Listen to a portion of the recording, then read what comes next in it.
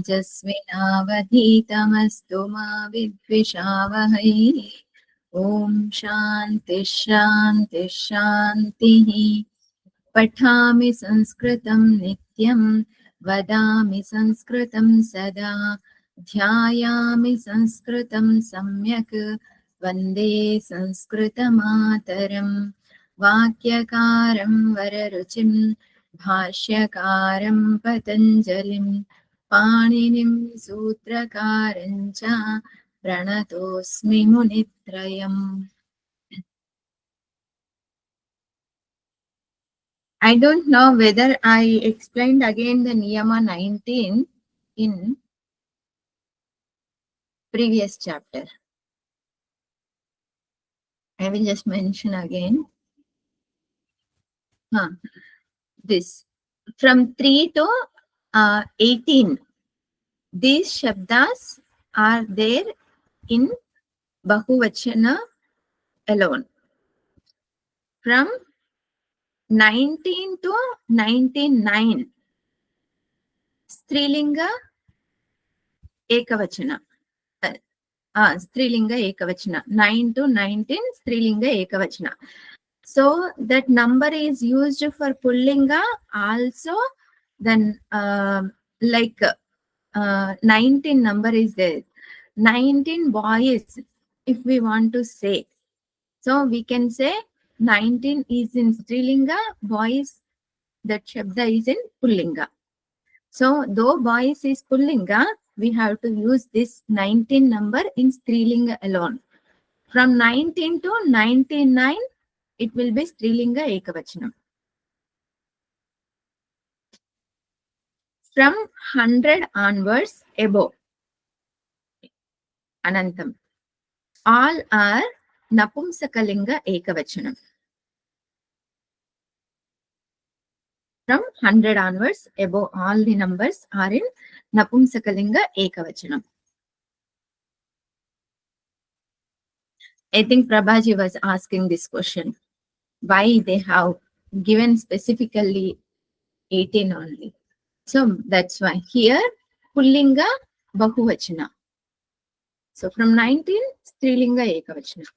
From not Strilinga Ekavachana, Strilinga Bahuvachana, I think.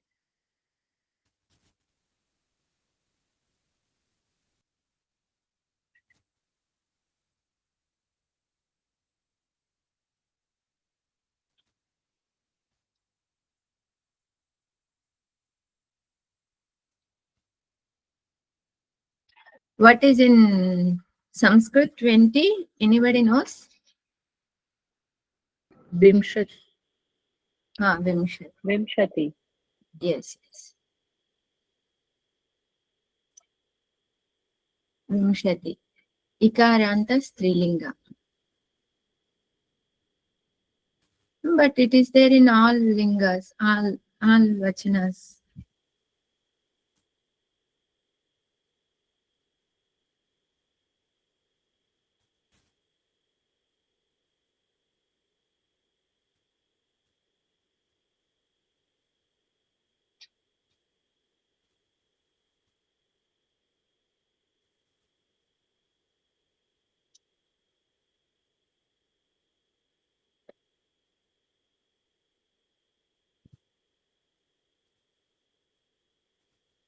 I will check again.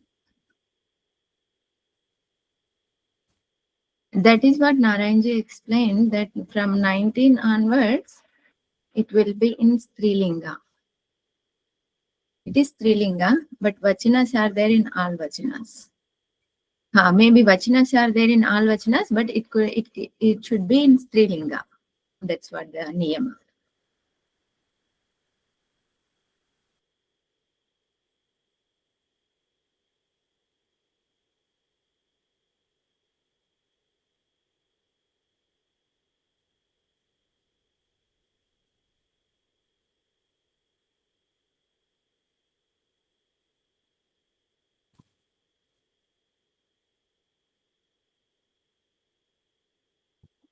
There is a shloka for Upasargas. That we will see in first niyama when we go through again. There we can see.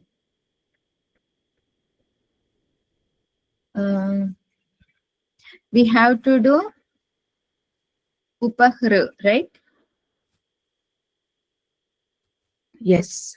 Yes, ma'am.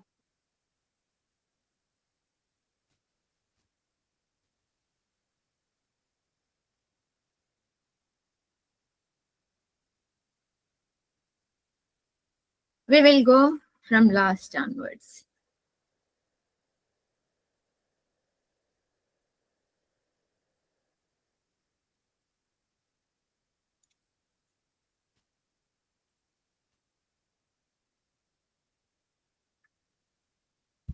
Or just changing the order.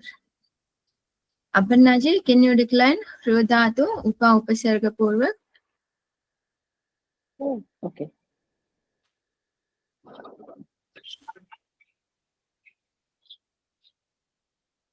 Am I audible first of all? Yes, yes. Okay. Harati, hyaratah, Ha, hyaranti. Upaharati. Upa Oh, yeah. Upasarga. Okay. Harati.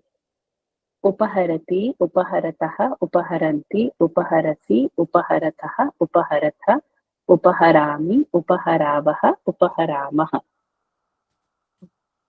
Next, Anusha. Upaharate, upaharete, upaharante, upaharase, upaharethe, upaharadve, upahare, upaharavahe, upaharamahe.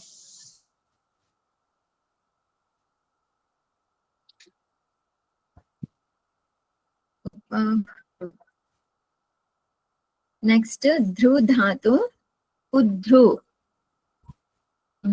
Next, Shirishaji.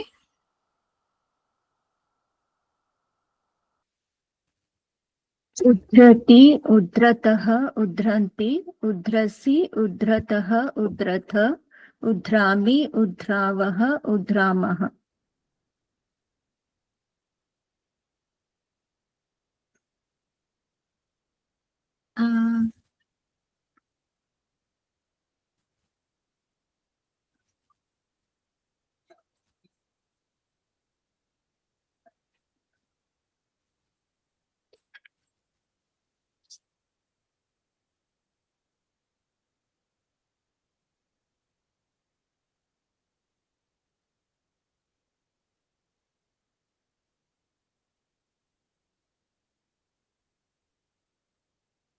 What did you say?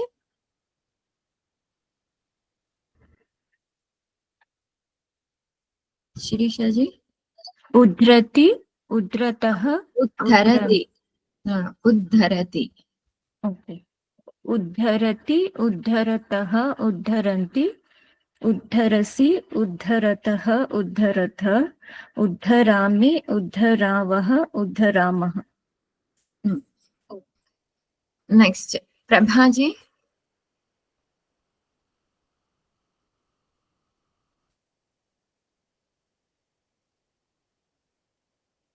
Prabhaji is there?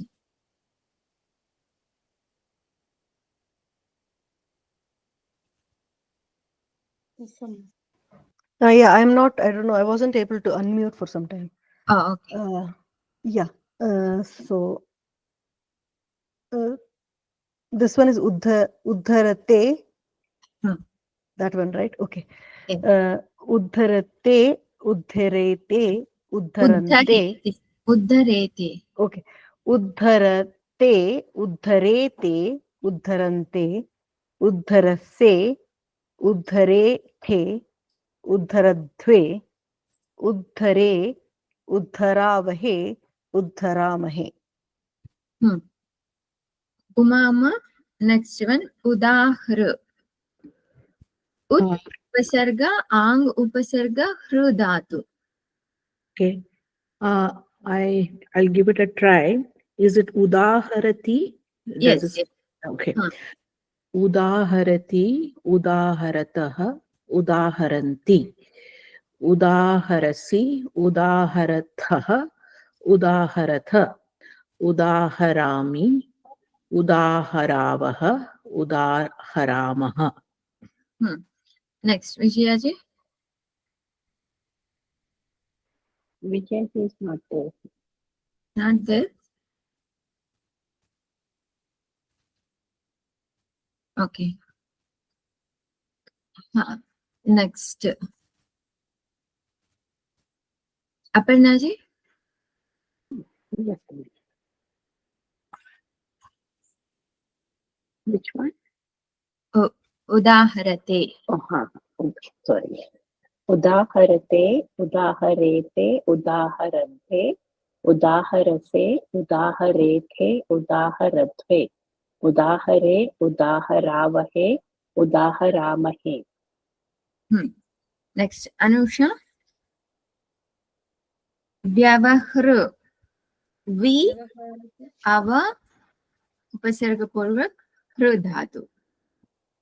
व्यवहारति व्यवहरति. व्यवहरति व्यवहरतः व्यवहरन्ति व्यवहरसि व्यवहरतः व्यवहरत व्यवहरामि व्यवहरावः व्यवहरामः. Okay. Next. Shirisha ji. व्यवहरते व्यवहरेते व्यवहरन्ते व्यवहरसे व्यवहरेथे व्यवहरत्वे Vyavhare व्यवरावहे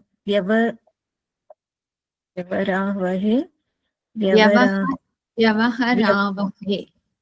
व्यवहरावहे व्यवहरामहे. Next, Umama. Oh, wait. Prabhaji can do. You read Parasmaipadi. Yes, Prabhaji. Vyaharate. Sorry. Prabhaji. व्यवहरते व्यवहरेते व्यवहरन्ते व्यवहरसे व्यवहरेथे व्यवहरद्वे Vyavhare व्यवहरावहे व्यवहरामहे. Vyahru. Umama can do both. So you are getting only Parasmaipadi, so you can do both. Okay. Vyaharati, Vyaharatah, Vyaharanti, Vyaharasi, Vyaharatah, Vyaharatha, Vyaharami, Vyaharavah, Vyaharamah, Vyaharate, Vyaharete, Vyaharante, Vyaharase, Vyaharethe, Vyaharadve, Vyahare, Vyavarahare, Vyaharavahe, Vyaharamahe. Next. Lat Lakara is finished. I think familiar both Parasmaipadi and Atmanepadi. Right? Yes. Then first Ni Dhatu. Ni Dhatu will do Lut Lakara. So it is easy. Same as Lat Lakara. So it will become more familiar, even Atmanepadi. Who can try without seeing this? You can try. Okay, there Nayati is there. Neshyati is there. That is the difference. Na, Neshya. Nesh, that the extra thing. I can try. Anushka? I can try. Right. No, please let Anusha do it. Anusha, start. लोट्लकार रुट्लकारम्. Lut. नेष्यति नेष्यतः नेष्यन्ति नेष्यसि नेष्यतः नेष्यथा नेष्यामि नेष्यावः नेष्यामः. Aparna ji? Should I say the same thing for my team? This Lut Lakara, Paras Atmanepadi. Atmanepadi. Okay. Neshyate, neshyate, neshyante, neshyate, neshyate, neshyadve, neshye, neshyavahe, neshyamahe. Next one, Hru Dhatu. Hru anything. Harishyati.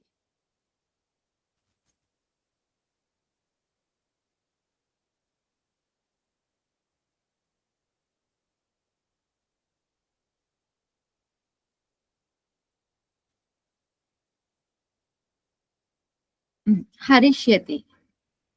Harishyati, Harishyatah. It goes like that. Prabhaji? Okay.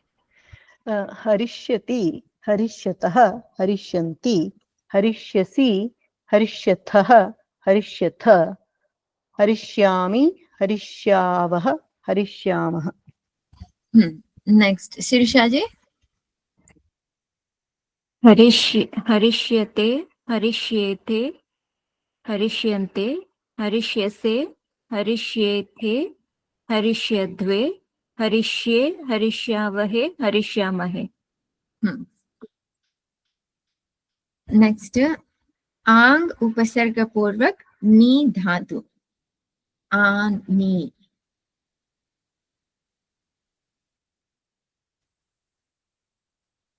I add anishyati.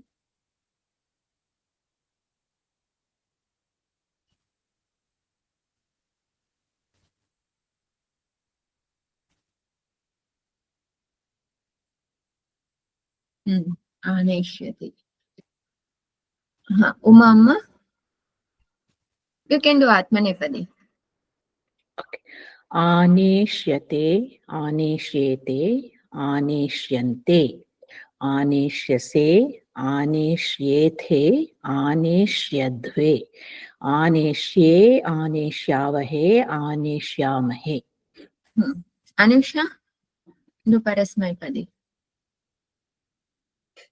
आनेष्यति आनेष्यतः आनेष्यन्ति आनेष्यसि आनेष्यतः आनेष्यथ आनेष्यामि आनेष्यावः आनेष्यामः. Next, anu, ni. Anuneshyati. It goes like that.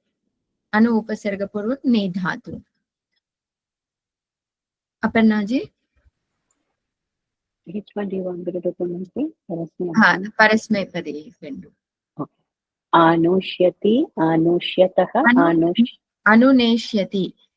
Neshyati will be same as it is. Yeah. Whatever upasarga is there, we can just add upasarga. Okay. Anuneshyati, anuneshyatah, anunesyanti, anuneshyasi, anuneshyatah, anuneshyatha, anuneshyami, anuneshyavah, anuneshyamah. Prabhaji? Anuneshyate, anuneshyete, anuneshyante, anuneshyase, anuneshyethe, anuneshyadhve, anuneshye, anuneshyavahe, anuneshyamahe. Okay. Next, Shirishaji. Abhi upasarga purvak ni dhatu.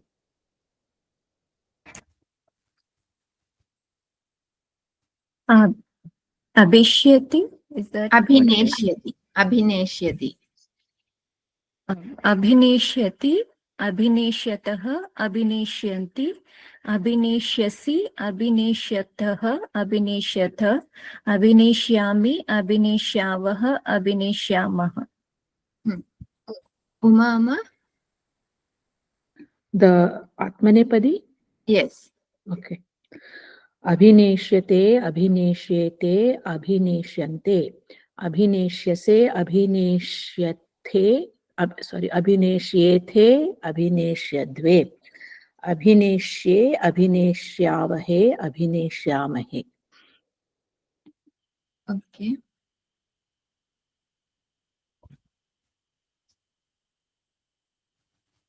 Abhi, apa upasarga purvak ni dhatu. Aparna ji, you can do. Apanishyati, apanishyatah, apanishyanti. Not ni. Ne. Yes, sorry. I'm saying my name. Apaneshyanti, apaneshyasi, apaneshyatah, apaneshyatha, अपनेष्यामि, अपनेष्यावः, अपनेष्यामः। Next Anusha. अपनेष्यते, अपनेष्येते, अपनेष्यन्ते, अपनेष्यसे, अपनेष्येथे, अपनेष्यद्वे, अपनेष्ये, अपनेष्यावहे, अपनेष्यामहे. नेक्स्ट अपा नी. उपा नी. उपा उपसर्ग पूर्वक नी धातु. प्रभाजी. उपनेष्यति, उपनेष्यतः, उपनेष्यन्ति, उपनेष्यसि, उपनेष्यथः, उपनेष्यथ, उपनेष्यामि, उपनेष्यावः, उपनेष्यामः. श्रीशाजी. उपनेष्ये उपनेष्येयते उपनेष्यते. उपनेष्यते उपनेष्येते उपनेष्यन्ते उपनेष्यसे उपनेष्येते उपनेष्यद्वे उपनेष्ये उपनेष्यावहे उपनेष्यामहे. नेक्स्ट परि उपसर्ग पूर्वक णी धातु. नी, but in pari refa, that refa is there. Because of that refa, nakara change into ana. Parineshyati. Uma amma. परस्मैपदी परिणेष्यति, Yes. परिणेष्यतः, परिणेष्यन्ति, परिणेष्यसि, परिणेष्यथः, परिणेष्यथ, परिणेष्यामि, परिणेष्यावः, परिणेष्यामः.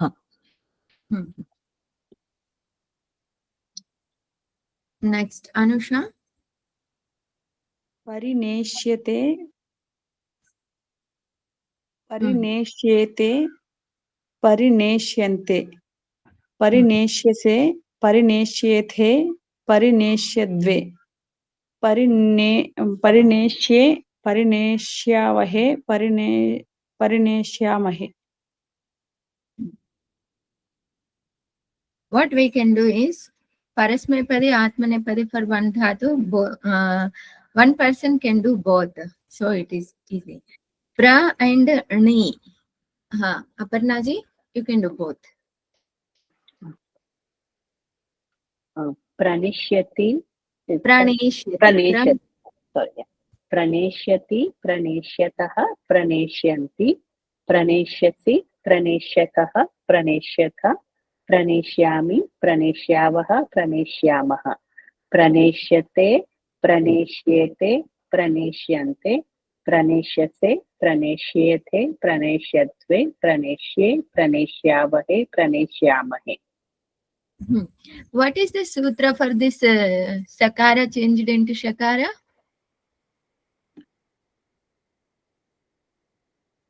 आदेश प्रत्ययोः. Yes. Nirni. Nir upasarga purvak ni dhatu nirni. Prabhaji. निर्नेष्यति, निर्नेष्यतः, निर्नेष्यन्ति, निर्नेष्यसि, निर्नेष्यथः, निर्नेष्यथ, निर्नेष्यामि, निर्नेष्यावः, निर्नेष्यामः. And the Atmanepadi would be निर्नेष्यते, निर्नेष्येते, निर्नेष्यन्ते, निर्नेष्यसे, निर्नेष्येथे,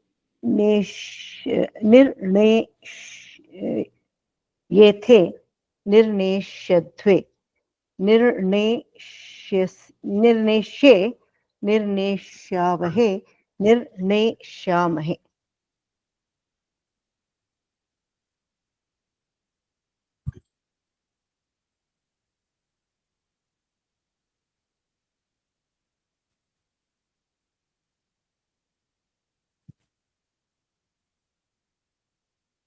Oh, niraneshyate.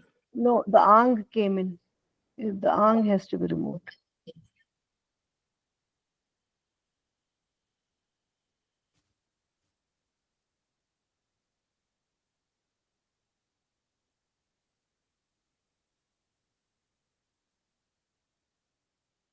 But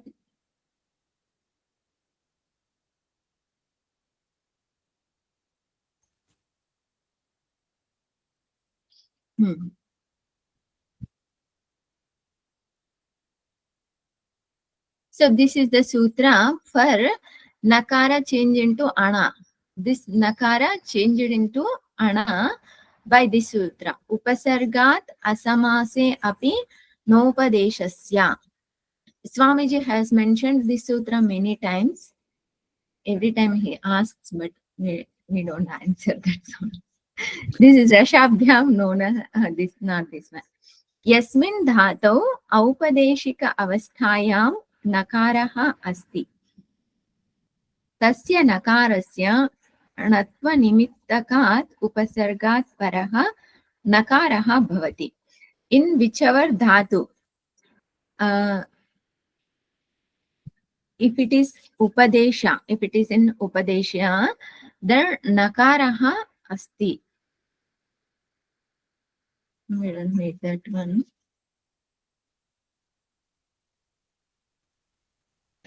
What does it mean, Upadesha? Upadeshika. Upadesha means whatever sutras which had given by Panini Maharshi. Means Upadesha means whatever comes from the Acharya, that is the Upadesha. So all these sutras are called Upadesha.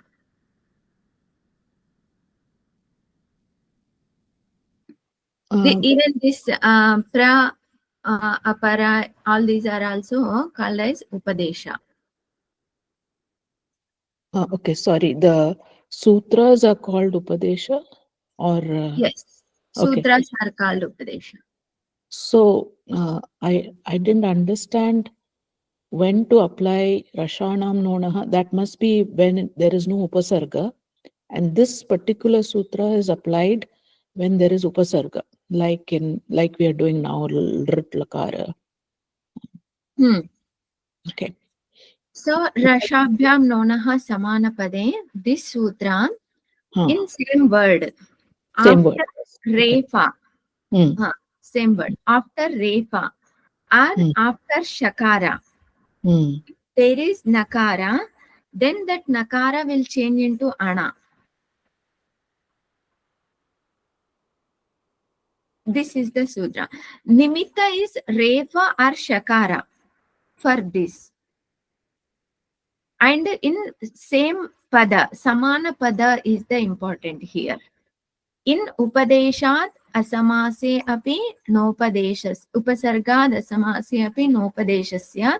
In this, if there is upasarga, in that upasarga, if there is refa, then that nakara will change into ana. Okay. So the difference is Upasarga versus Samana Pada, but otherwise Nimitta is the same. And Yes, here it is there. Upasargastha refa shakara rukarena dhato sthitasya nakarasya natvam kada bhavati. Tasmin विषये अनेन सूत्रेण सिद्धान्तः प्रोक्तः अस्ति. This point is clear. This is I have not understood this one, but this is clear. Upasargastha refa shakara rukara. When in upasarga, if there is refa or shakara or rukara, dhato sthitasya nakarasya. If there is nakara in dhatu, then that nakara will change into ana. So ni is the dhatu. Here in our case, so the parini became by the sutra, right? yes. Here nir is there. Nir is upasarga. Right. In this upasarga, refa is there, and it is followed by na. In dhatu, nakara is there. Ni is the dhatu. In that dhatu, nakara is there. That nakara will change into ana. Ana. By this sutra. Is that the difference is clear? Yes, thank you. Another sutra. Purnaji, may I, in another way that I had heard the Adesha part, right?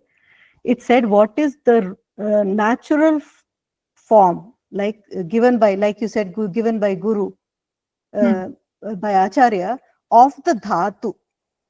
Like if we take ni dhatu, it has a na when you look at the root form.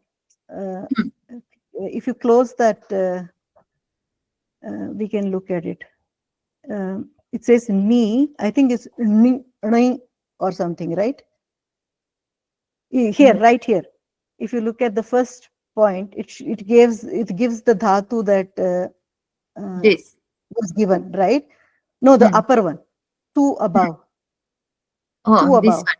one. So because this has na, when the na is has all those things before it, right? Ras, sh, then it will turn into na. But if the original form, the Adesha form, does not have na, then it will not. That's how I had heard. Okay.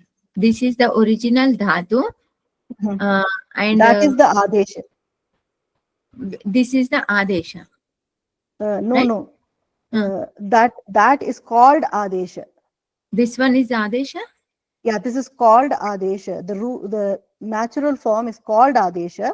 And whenever the Adesha has na in it, then this particular sutra applies. That's why it says in the sutra, if that we just learned, right, which was upasargat, right. Upasargat, yeah, that one. I am not getting it exactly what you are saying. So you are saying this is Adesha? Yeah, that's what I've This heard. is not Adesha. This is not Adesha. This is the original dhatu. This is generally we pronounce ni dhatu, but it is not ni dhatu, ni dhatu. Ni is the original dhatu. From that ni dhatu, ni comes. Nakara get itsangna lopa by chutu. And Right. ni will remain. This ni by changed into ni by nonaha by this sutra. So Adesha, this ni is Adesha. This is the original dhatu. This is the original dhatu. But even though this original dhatu changed into ni, there is another sutra. When Adesha happens, all the niyamas are applicable. Whatever is the original dhatu gets, this Adesha also will get. Okay. There is another sutra for that. Okay. That is So I also must in have some places. In some places, it will get all the dharmas of the original dhatu. In some places, it may not get. It is based on the prakriya. Okay. Thank you. Here the explanation is, in upasarga, if there is a refa or there is shakara, then this nakara, in nakara which is in dhatu, that nakara will change into anakara.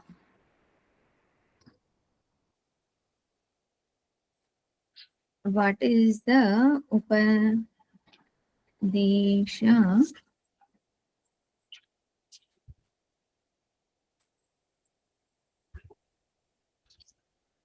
There is sutra for what is upadesha also.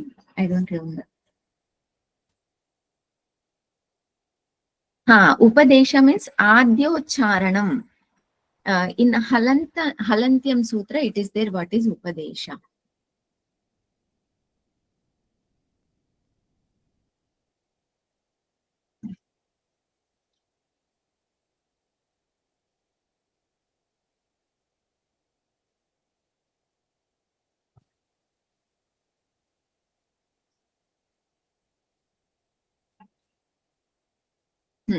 Upadesha means Adyocharanam.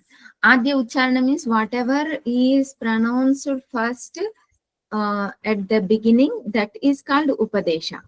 So all the sutras, dhatus, upasargas are pronounced at the beginning, so they are called Upadesha. Is this point clear? Yes, thank you. I hope the other two sutras are also clear.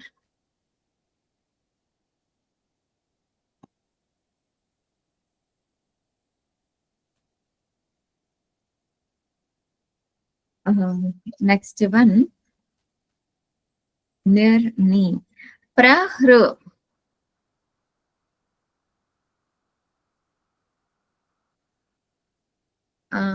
Who did this one? I think it's my turn. Okay.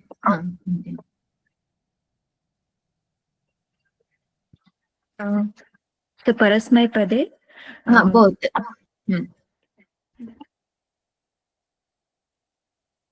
Prahrishyati, prahrishyatah. Is that what it is? Yes. Prahrishyati, prahrishyatah, prahrishyanti. Prahrishyasi, prahrishyatah, prahrishyatha. Prahrishyami, prahrishyavah, prahrishyamah. Prahrishyate, prahrishyate, prahrishyete, prahrishyante. Prahrishyasi, prahrishyethe, prahrishyadve. Sorry. Praharishyati.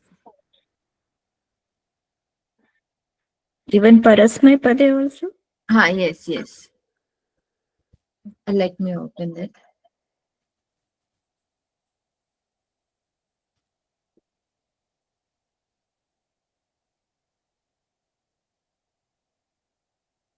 Ra and Haratina. Harati, so Harishyati.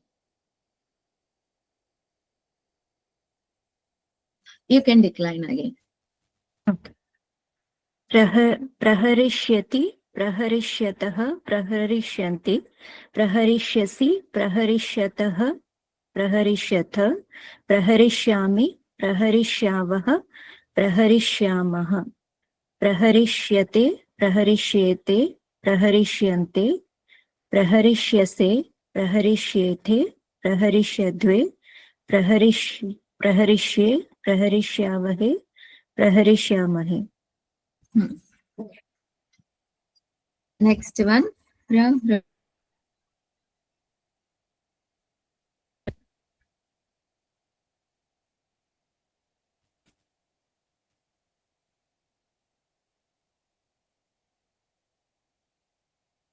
Aharishyati, aharishyatah.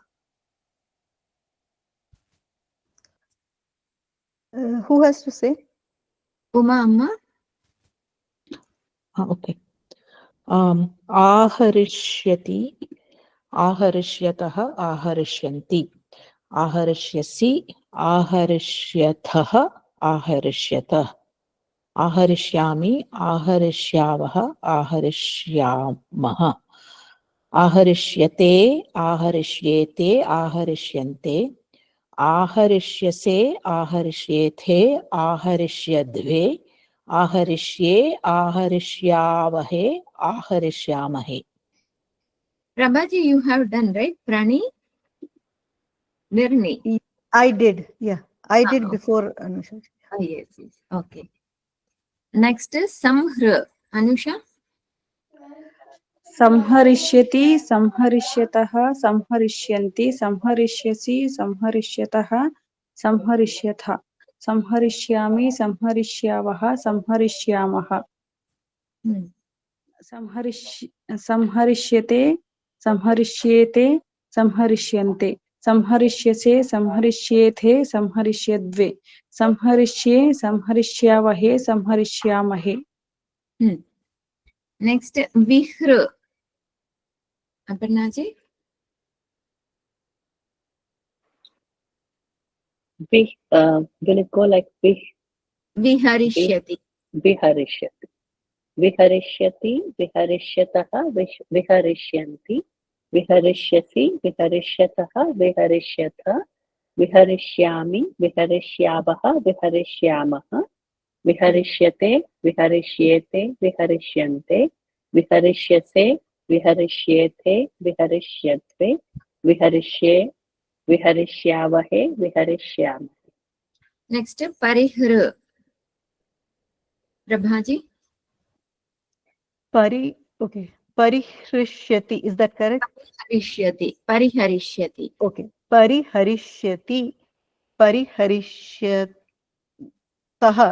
Pariharishyanti. Pariharishyasi.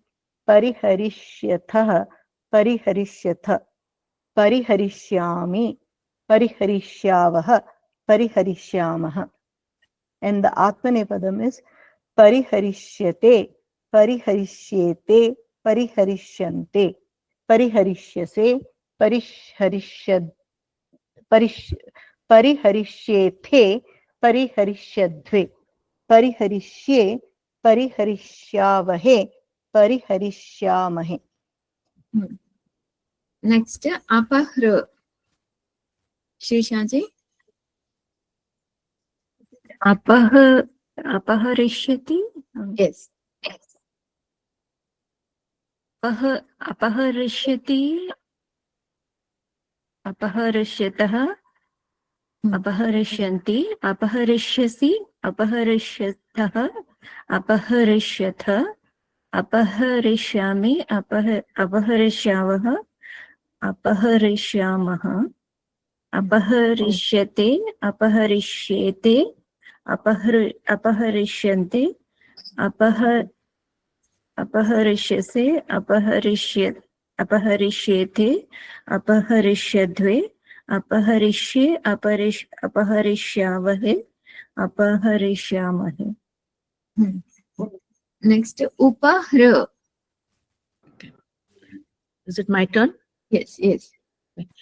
उपहरिष्यति उपहरिष्यतः उपहरिष्यन्ति उपहरिष्यसि उपहरिष्यतः उपहरिष्यथ उपहरिष्यामि उपहरिष्यावः उपहरिष्यामः उपहरिष्यते उपहरिष्येते उपहरिष्यन्ते उपहरिष्यसे उपहरिष्येथे उपहरिष्यद्वे उपहरिष्ये उपहरिष्यावहे उपहरिष्यामहे. Next, udhru. Anusha?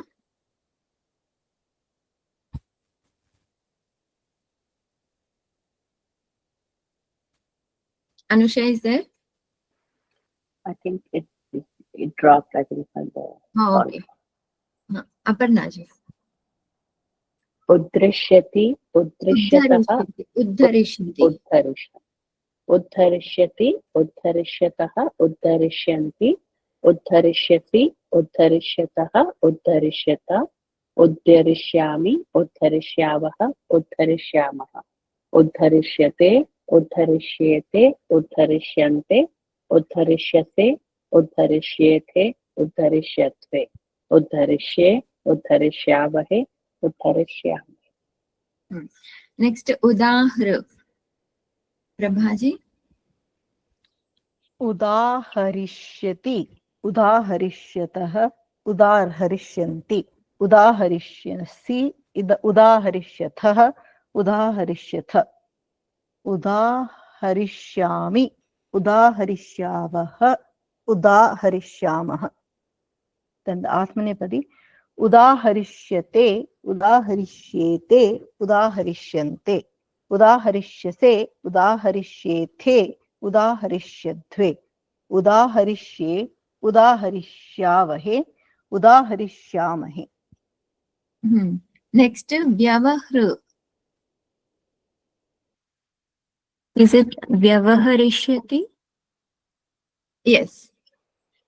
व्यवहरिष्यति व्यवहरिष्यतः व्यवहरिष्यन्ति व्यवहरिष्यसि व्यवहरिष्यतः व्यवहरिष्यथ व्यवहरिष्यामि व्यवहरिष्यावः व्यवहरिष्यामः व्यवहरिष्यते व्यवहरिष्येते व्यवहरिष्यन्ते व्यवहरिष्यसे व्यवहरिष्येथे व्यवहरिष्यद्वे व्यवहरिष्ये व्यवहरिष्यावहे व्यवहरिष्यामहे. Vyahru. Uma. व्याहरिष्यति व्याहरिष्यतः, व्याहरिष्यन्ति, व्याहरिष्यसि, व्याहरिष्यथः, व्याहरिष्यथ, व्याहरिष्यामि, व्याहरिष्यावः, व्याहरिष्यामः, व्याहरिष्यते, व्याहरिष्येते, व्याहरिष्यन्ते, व्याहरिष्यसे, येथे, व्याहरिष्यध्वे, व्याहरिष्ये, व्याहरिष्ये, व्याहरिष्यावहे, व्याहरिष्यामहे.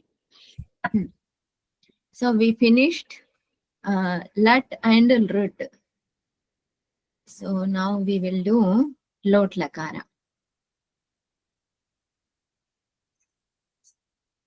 Lot lakara ni dhatu. I'll open ni dhatu.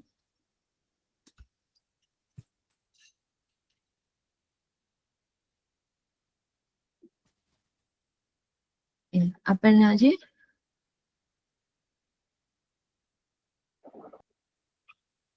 You can use this either the or the. So Yeah, I'm going to use that here. Sandhi is just changing takara or dakara. Dakara. So one of this shabda and one of this shabda.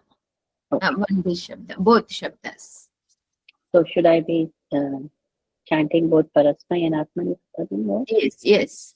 Okay. That way it is easy. Everyone can do Parasmapadi and Atmanipadi for each da. Nayatat, Nayato, Nayatam, Nayantu. Naya, Nayatat, Nayatam, Nayata. Nayani, Nayava, Nayama. Nayatam, Nayetam, Nayantam. Nayaswa, Nayetam, Nayatvam. Nayi, Nayavahai, Nayavahai, Nayamahai. Next, Hrudhatu.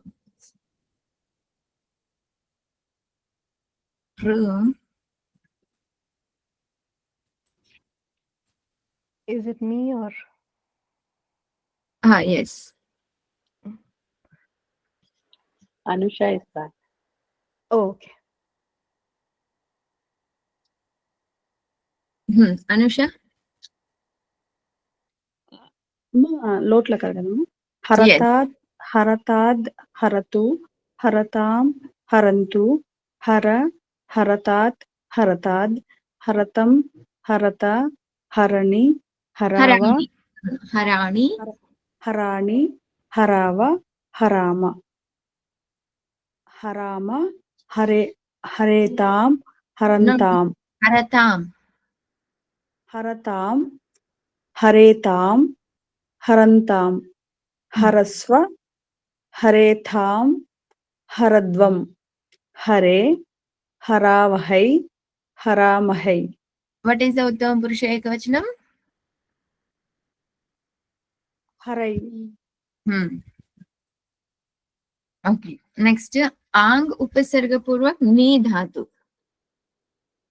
So, shall I open Ni Dhatu or is this okay? Anayatat, Anayatu, Anayatam. It goes like that. Prabhaji? Anayatat, Anayatu, Anayatam, Anayantu. Anayatat. Okay. Anayatam. Is that correct? Yes, yes. Anayatat, Anayatam, Anayat. Anayani. Ni, No, Nakara. there is no. It will remain Nakara, right? Yes, yes. Anayani, Anayava, Anayama. This And Anaya Shabda, where it comes? Madhyam Purusha Ekavachanam. Anaya. Anywhere it comes? Yeah, Vedanta Paribhasha that Goes under Upamana Gamanaya. Gavanaya. Ga- No, in Upanishads. In Upanishads. right. Okay, I will. Dandena Gavane, right. The Dandena Gavane is the one that. That is not, that is just Drishtanta, but in Upanishads. In Upanishads, I'll give the clue. Lavanam Anaya.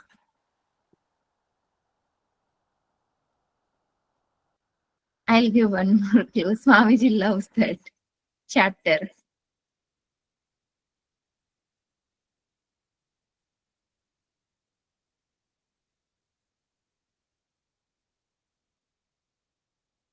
Don't you remember this Chandogya 6th chapter? Uddalaka Muni says, bring the salt, put in water. Ante achamaha, madhya achamaha. I see that bottom, middle, top. What is there? Salt, salt, salt. In that Uda example, Hara, Anaya. Okay, continue. The Parasmepadi Lotlakar is Anayatam, Anayetam, Anayantam, Anayasva, Anayetam, Anayadvam, Anaye, Anayavahai. Oh, Anayai, Anayavahai, Anayamahai.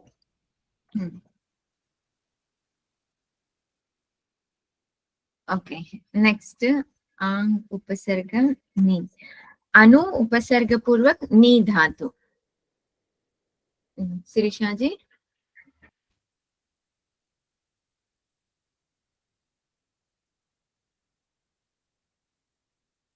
Sirisha ji is there?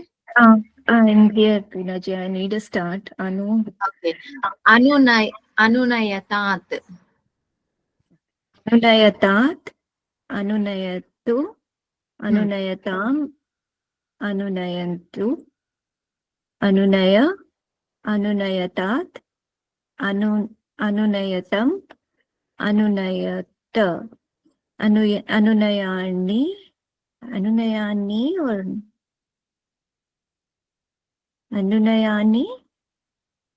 Anunayava. Anunayama. There Anunayani Tavarga Nakara. Anunayani. Anunayava. Anunayama.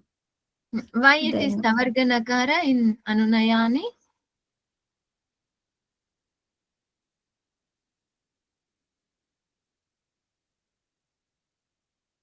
Nakara did not change into Ana. Why? Because there was Shakara, Rakara, no. Shaka Nimitta is not there. Rakara or Shakara is not there. That's why Nakara did not change into Ana. There is another sutra. Atkupvang Numyava Yepi.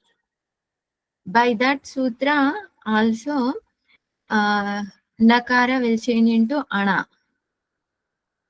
That is also for Nakara.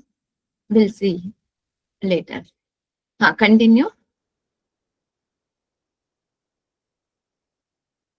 Anunayatam. Anunayatam. Anunayatam. Anunayatam. Anunayatam. Anunayantam. Anunayasva. Anunayatam. Anunayadvam. Anunayai. Anunayavahai. Anunayamahi.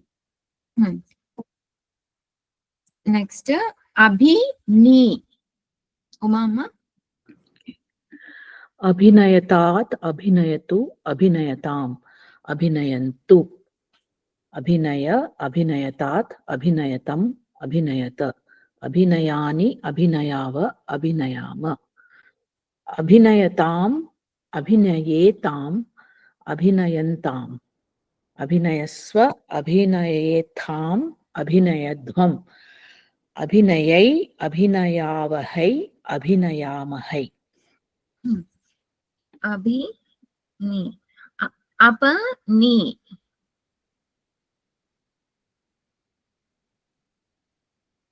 Anusha?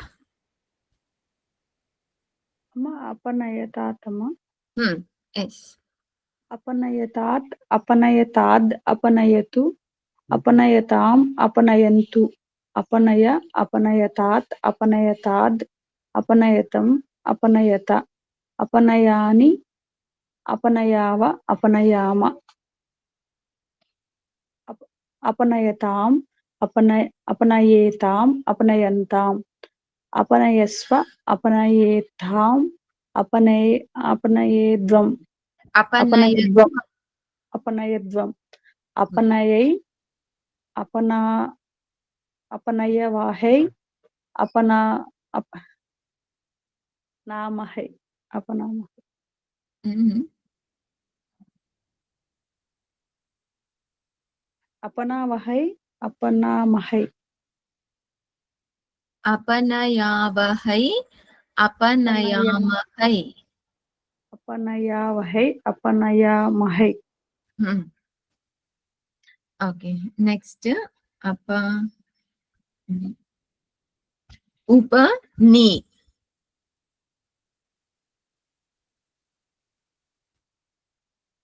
Aparna ji. उपनयता उपनयतु उपनयताम् उपनयन्तु उपनय उपनयतात् उपनयतम् उपनयता उपनयानि उपनयाव उपनयाम उपनयताम् उपनयेताम् उपनयन्ताम् उपनयस्व उपनयेथाम् उपनयध्वम् उपनयै उपनयावहै उपनयामहै. Next pari ni. Ni upasarga pari upasarga पूर्वक ni धातु. Prabha ji.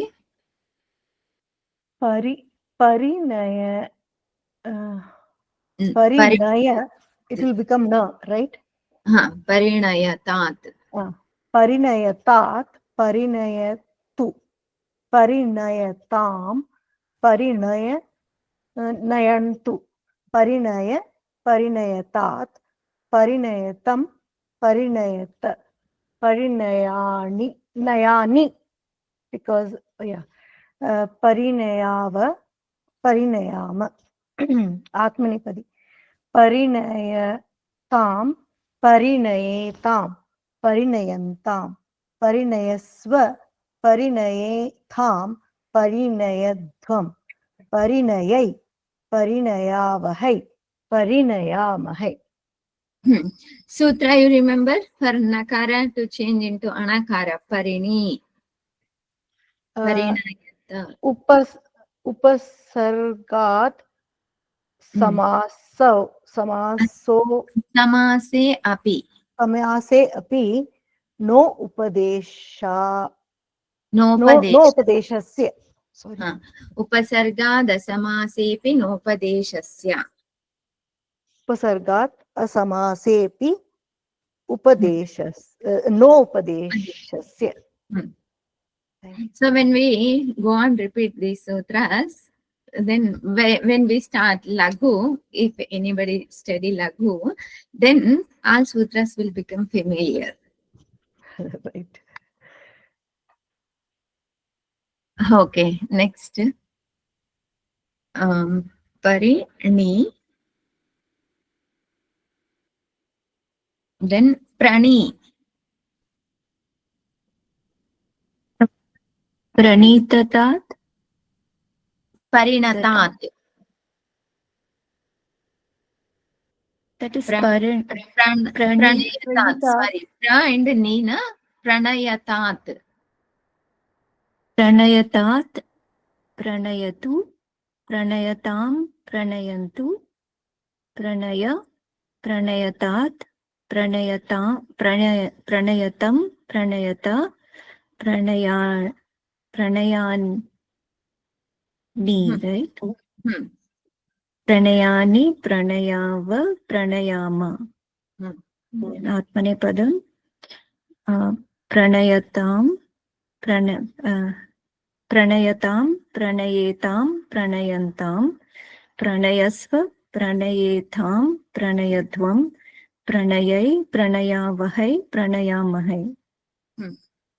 Okay, we'll see in next class. I think this is very good practice. But many dhatus are given in one chapter. ॐ पूर्णमदः पूर्णमिदं पूर्णात् पूर्णमुदच्यते पूर्णस्य पूर्णमादाय पूर्णमेवावशिष्यते ॐ शान्तिः शान्तिः शान्तिः हरिः ॐ श्रीगुरुभ्यो नमः हरिः ॐ Hari Thank you. Hari Om.